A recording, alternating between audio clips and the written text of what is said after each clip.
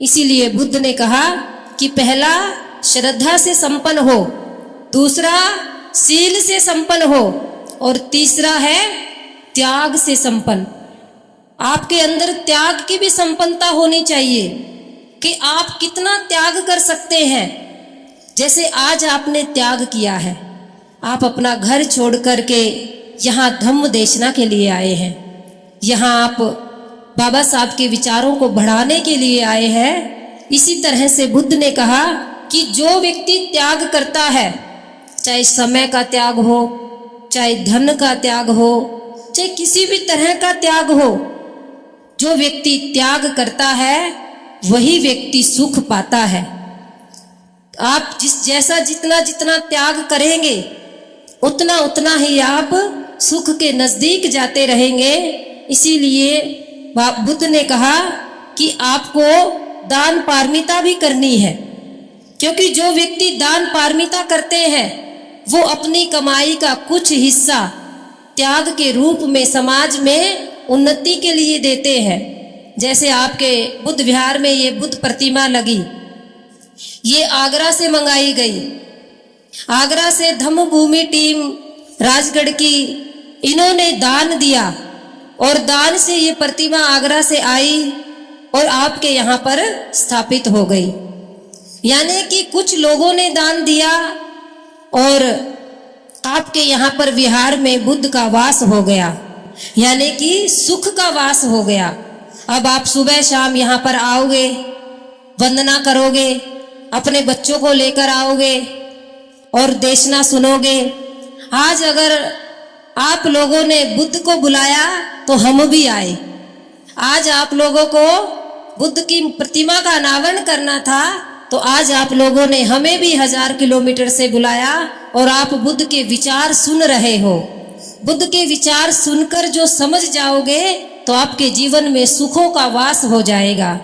इसीलिए बुद्ध ने कहा कि जो व्यक्ति त्याग करता है, जो व्यक्ति दान करता है, वो दूसरों के लिए भी सुखों का रास्ता खोल देता है। किसी ने दान दिया होगा तो आप छांव में बैठे हो, ये टेंट लगा होगा। किसी ने दान दिया होगा तो ये कूलर की हवा चल रही है, आपको गर्मी नहीं लग रही है। तो ये सारा त्याग से हुआ है। जितना जितना हम त्याग करते हैं समाज के लिए, उतना उतना ही हम समाज के लिए सुख देते हैं। तो इसीलिए हमें अगर अपने परिवार को, समाज को सुख देना है तो हमें अपने आप को भी त्यागी बनाना पड़ेगा, दानी बनाना पड़ेगा। हमारे अंदर दान की भावना होनी चाहिए कि हमारे दिए गए दान से लाखों लोगों का कल्याण होगा, हजारों लोगों का कल्याण होगा। इसीलिए बुद्ध ने कहा है कि सब दानं धम्म दानं, कि सब दानों से बड़ा धम्म का दान है। जो व्यक्ति धम्म का दान करता है वो व्यक्ति सबसे बड़ा दान करता है। और हमें निरंतर धम्म का दान करना चाहिए, निरंतर हमें धम्म के मार्ग पे लोगों को लाना चाहिए, ताकि धम्म के मार्ग पे लोग आएंगे और उनके जीवन में सुख आ जाएगा। उसके बाद बुद्ध ने कहा कि जो चौथा सुख है वो है प्रज्ञा संपन्नता, कि व्यक्ति प्रज्ञावान कब बनता है। आज आप लोग देखते हैं बाबा साहब की अनुकंपा से, हमारे महापुरुषों की अनुकंपा से हमारे समाज में बुद्धिजीवी तो बहुत हो गए हैं, बहुत विद्वान हो गए हैं। आप किसी से भी अगर बहस करने लगेंगे तो आप जीत नहीं पाओगे। क्यों? क्योंकि उन्होंने किताबें पढ़ ली है। उन्हें लगता है कि हमने किताबें पढ़ ली और हम ज्ञानवान हो गए। उनको लगता है कि हमने तो ये चीज याद कर ली, हम ज्ञानवान हो गए। जैसे अभी हम शील बोलते हैं, बहुत सारे लोग हैं जो शीलों को जानते हैं, बोलते भी हैं। अब 5 शील याद करना और अपने जीवन में उतारना दोनों अलग बातें हैं। एक तो 5 शीलों को सुना देना, पाणातिपाता वेरमणि सिक्खा पदं समाधियामि, अदिन दाना वेरमणि सिक्खा पदं समाधियामि, कामेषु इच्छाचारा वेरमणि सिक्खापदं समादियामि। मूसावादा वेरमणि सिक्खापदं समादियामि। सुरामेरिया मज्जपमाद ठाना वेरमणि सिक्खापदं समादियामि। ये पाली में 5 शील है। एक तो इन शीलों को सुना देना और कहना देखो भाई मैंने पाली में शील याद कर लिए हैं, अब तो मुझे पाली भी आने लगी है। और एक है उन शीलों को समझकर अपने जीवन में उतारना कि बुद्ध ने क्या कहा है, क्रोध नहीं करना, क्रोध नहीं करना तो नहीं करना, चोरी नहीं करनी तो नहीं करनी, हमें व्यभिचार नहीं करना तो नहीं करना, हमें किसी की भी चुगली निंदा नहीं करनी है, हमें नशा नहीं करना है। जब आप ये संकल्प लेकर अपने घर में जाएंगे और आप इन 5 बातों का पालन करेंगे और बुद्ध विहार में भी आकर के रोज संकल्प लेंगे, तथागत के सामने बैठ कर के संकल्प लेंगे कि मैं आज से नशा नहीं करूंगा, मैं आज से ये काम नहीं करूंगा, और संकल्प लेके जब घर में जाएंगे तो आपके बच्चे भी कहेंगे पापा बुद्ध विहार से आए हैं, इसीलिए पापा आज शराब पीकर नहीं आए। क्यों? क्योंकि पापा अब बुद्ध विहार जाने लगे हैं, पापा अब बुद्ध की वंदना करके आते हैं, इसीलिए पापा आज घर में शराब पी के नहीं आते हैं। तब ही आपका फायदा है, तभी आपको सुख मिलेगा। इसीलिए बुद्ध ने कहा कि प्रज्ञा में संपन्न होना है। प्रज्ञा में संपन्न का मतलब होता है कि जो आपको जानकारी है, जिस बात की आप जानकारी रखते हैं, उस बात को आपको जीवन में भी उतारना है। उस बात को आपको आपके जीवन में भी झलकनी चाहिए कि देखिए ये व्यक्ति जब से बौद्ध बना है, जब से इसने बुद्ध को मानना शुरू किया है, तब से ये तो बदल गया है।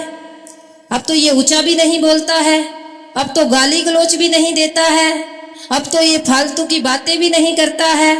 आपके जीवन में उस बात को दिखना चाहिए कि आप प्रज्ञावान हो गए हो, आपके अंदर प्रज्ञा उत्पन्न हो गई है।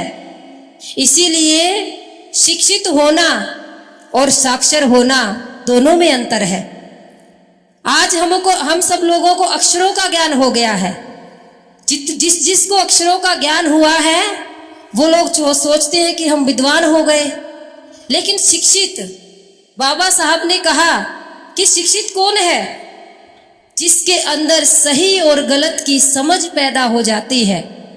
जो व्यक्ति सोचने लग जाता है कि सही मार्ग कौन सा है और गलत मार्ग कौन सा है, और दोनों को सोचकर वो सही मार्ग पर चलने लगता है, वही व्यक्ति शिक्षित होता है। इसीलिए सिर्फ और सिर्फ किताबों का ज्ञान ले लेना शिक्षा नहीं कहलाती है।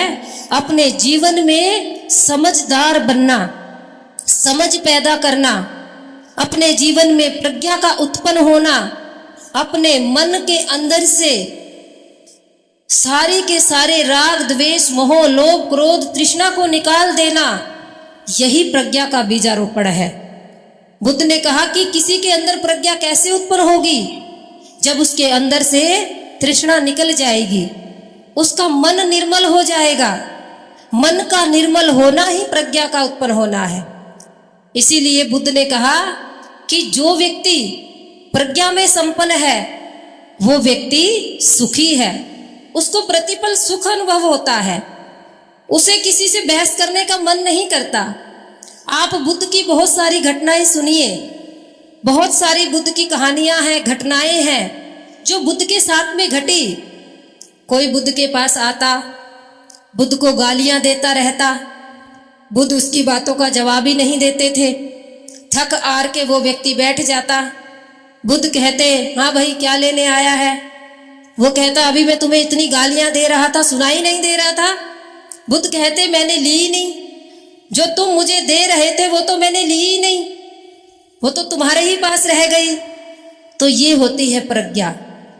और हम लोग क्या करते हैं, अगर कोई हमें कुछ कह देता है, घर में भी होता है, अगर कोई थोड़ा सा भी कह दे तो हम तुरंत कहेंगे अच्छा मुझे कहा है, ले मैं तुझे भी कहती हूँ। हम तुरंत उसे देंगे, हमें पता भी नहीं चलेगा कि वो हमारे लिए क्या कह रहा है। हम तुरंत उसे वापस देने की सोचेंगे, क्यों? क्योंकि जैसा वो हमें बनाना चाहता है हम ऐसा ही बनना चाहते हैं। बुद्ध ने कहा कि आप तो सही हैं, आप तो सच्चे हैं। यहाँ पे इस बात को इस तरह से हम समझ सकते हैं कि एक व्यक्ति ऐसा है जो जिसने कभी गाली नहीं दी, जिसने कभी किसी को बुरा नहीं कहा, और एक व्यक्ति ऐसा है जो इस काम में महारत हासिल है उसको, जो गालियां भी देता है, बात बात पे मारपीट भी कर देता है। और एक दिन वो अच्छे व्यक्ति के साथ में उस बुरे व्यक्ति की भिड़ंत हो गई। वो बुरा व्यक्ति उस अच्छे व्यक्ति को गाली देने लगा। अब वो अच्छा व्यक्ति था, वो गाली तो नहीं देता था, लेकिन जिस दिन उस बुरे व्यक्ति ने गाली दी तो उस दिन उस अच्छे व्यक्ति की भी अच्छाई छूट गई और उसने भी उसको पलट के गाली दे दी।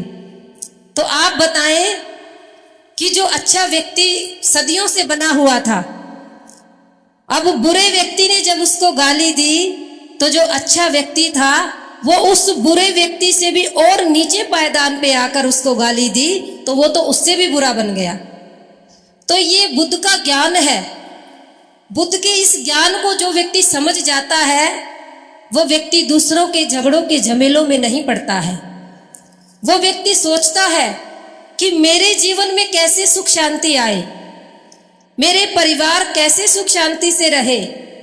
इसीलिए बुद्ध ने कहा कि श्रद्धावान बनना जरूरी है, शीलवान बनना जरूरी है, और त्याग की भावना होना जरूरी है, और आपका प्रज्ञावान बनना जरूरी है। जब आपके अंदर ये चारों चीजें हो जाएंगी तो आपके अंदर समझ भी पैदा हो जाएगी। तो फिर आप आपके जीवन में जो भी धन कमाओगे उस धन का उपयोग भी अच्छे से करोगे, उसको व्यर्थ नहीं करोगे, और किसी भी कर्जे वाली दिखावे वाले काम को नहीं करोगे।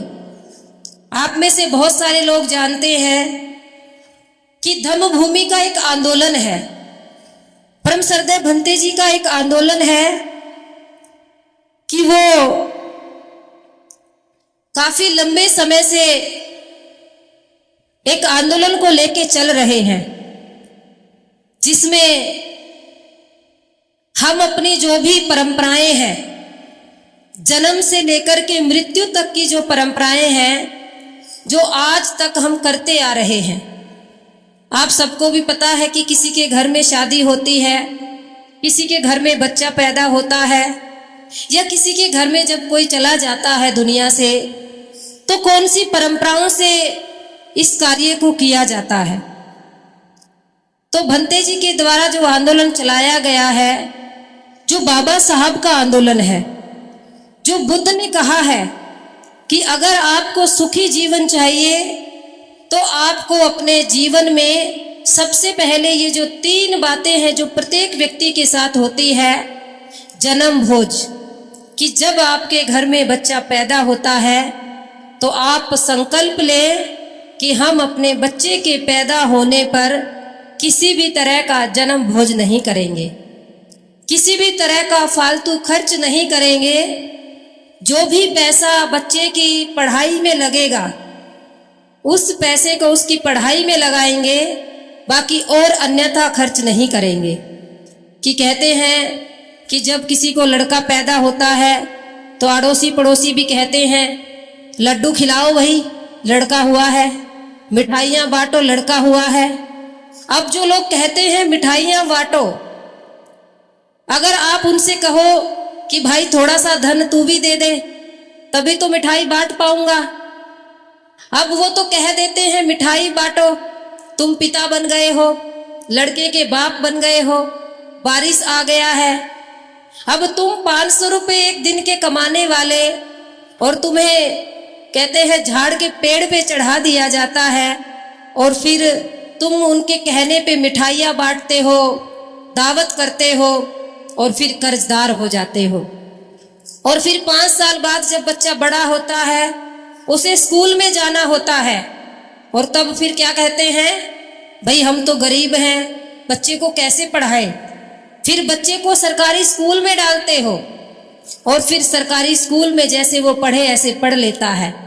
उसके बाद में जब वो थोड़ा बड़ा हो जाता है, फिर उसकी शादी भी करनी है, फिर चाहे लड़का हो लड़की हो, फिर उसकी शादी के लिए धन जुटाया जाता है, कर्ज लिया जाता है, और फिर कहते हैं बच्चा चाहे भले ही पढ़े ना, पढ़ाई जरूरी नहीं है, शिक्षा कोई जरूरी नहीं, लेकिन शादी में कर्ज लेकर के धूमधाम से शादी करनी जरूरी है। एक ही तो बेटा है, शादी कोई बार बार होती है? एक ही तो बेटी है, इतना सारा दहेज देंगे? बार बार थोड़ा शादी की जाती है। ये हमारे समाज की परंपरा है जो सदियों से किसी और ने बनाई और हम सब लोग निभा रहे हैं। हम जितने महापुरुषों की बातें करते हैं, महाकारुणिक बुद्ध से लेकर के बाबा साहब तक आप बात करिए, किसी भी महापुरुष ने ये समर्थन नहीं किया कि आप अपने बच्चों की शादियों में बहुत ज्यादा खर्च करो, आप अपने बच्चों की शादियों में फिजूल खर्च करो। जो लोग आपके बच्चों की शादियों में खाना खाने आते हैं, वो लोग भी इस बात के लिए कसूरवार है कि आप अपने समाज को कर्ज में धकेल रहे हो। कोई भी व्यक्ति ऐसा नहीं होता कि जिस घर में शादी है वो उस घर के व्यक्ति के लिए एक बात भी ऐसी बोल दे कि भाई खाना तो अच्छा था। खाने के बाद में सबके मन में यही रहता है, अरे ये वाली मिठाई तो थी नहीं, ये वाली सब्जी तो थी नहीं। यानी कि हमारे समाज की जो करुणा है वो उस समय कहाँ चली जाती है? कहाँ चली जाती है मानवता? हम नारा लगाते हैं कि बुद्ध हम की क्या पहचान, मानव मानव एक समान।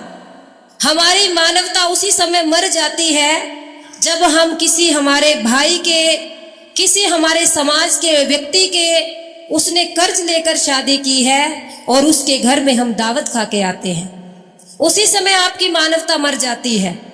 आप उसी समय मानव कहलाने लायक नहीं रहते। क्यों? क्योंकि आप भी उस कर्ज में शामिल हो जिस कर्ज को वो पता नहीं कितने साल लगाएगा उतारने में। अगर आप उसके घर में ना जाते तो वो कर्ज नहीं लेता।